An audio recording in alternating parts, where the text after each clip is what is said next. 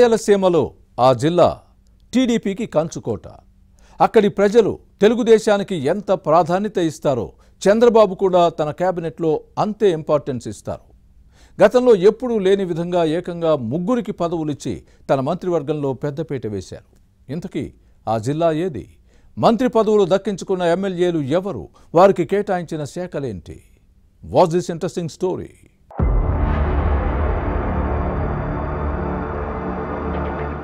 అనంతపురం జిల్లా టీడీపీకి సెంటిమెంట్ గా మారింది.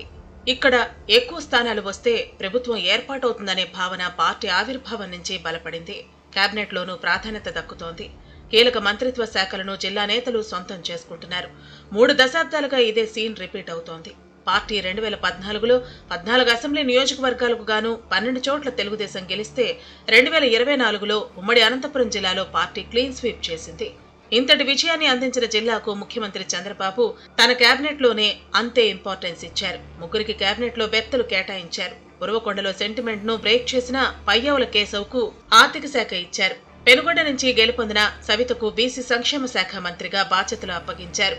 ధర్మవరం నుంచి ఎన్నికైన బీజేపీ ఎమ్మెల్యే సత్యకుమార్ యాదవ్ కు ఆరోగ్య శాఖను కేటాయించారు ముఖ్యమంత్రి చంద్రబాబు.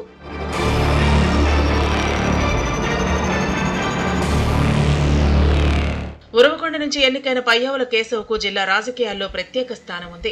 1994లో రాజకీయ అరంగేట్రం చేశారు. పార్టీలో ప్రభుత్వంలో కీలక బాధ్యతలు నిర్వహించారు. 1994, 2004, 2009, 2019 ఎన్నికల్లో ఎమ్మెల్యేగా సేవలందించారు. 2015 నుంచి 2019 వరకు ఎమ్మెల్సీగా కొనసాగారు.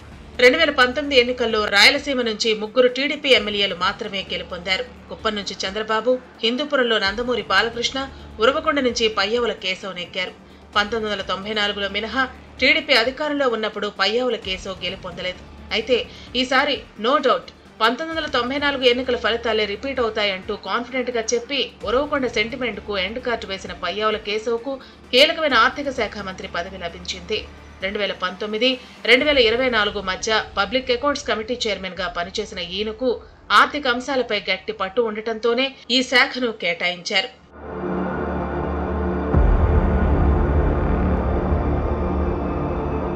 ఇక ధర్మవరం నుంచి గెలిచిన సత్యకుమార్ యాదవ్ కు వైద్య ఆరోగ్య శాఖ మంత్రిగా కీలక బాధ్యతలు అప్పగించారు ముఖ్యమంత్రి చంద్రబాబు.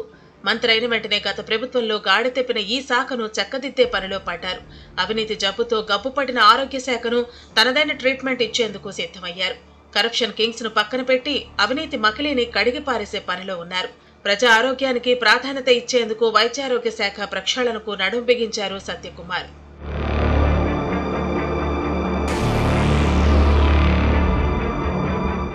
పెనుగొండ నుంచి భారీ మెజార్టీతో గెలుపొందిన ఎస్ సవితకు బీసీ సంక్షేమం, చేనేత జౌళి శాఖలు లభించాయి. ఎస్ సవిత తండ్రి రామచంద్రారెడ్డి గతంలో ఎన్టీఆర్ కేబినెట్ లో పలు శాఖలు నిర్వహించారు.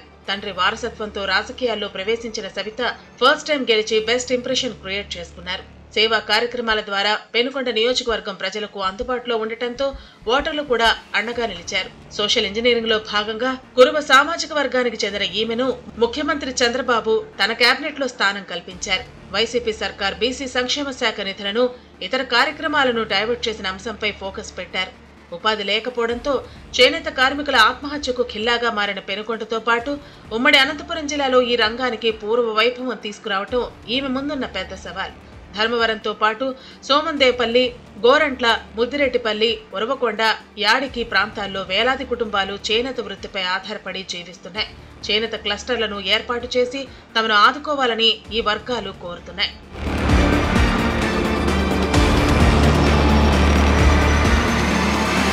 ఉమ్మడి అనంతపురం జిల్లా నుంచి 3 మంత్రులు కీలకమైన శాఖలు నిర్వహిస్తున్నారు. దీంతో ప్రజలు కూడా చాలా ఆశలు పెట్టుకున్నారు.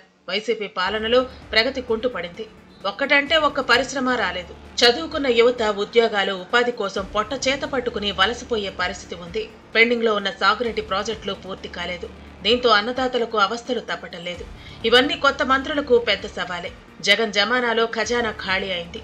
ఈ పరిస్థితుల్లో రాత్రికి రాత్రే సమస్యలు పరిష్కారం కావు. ప్రాధాన్యత క్రమంలో పనులు చేసిన తమను ఆదుకోవాలని కోరుతున్నారు ఉమ్మడి అనంతపురం జిల్లా ప్రజలు. అభివృద్ధిలో ఏ విధంగా పరుగులు పెట్టిస్తారో చూడాలి మరి.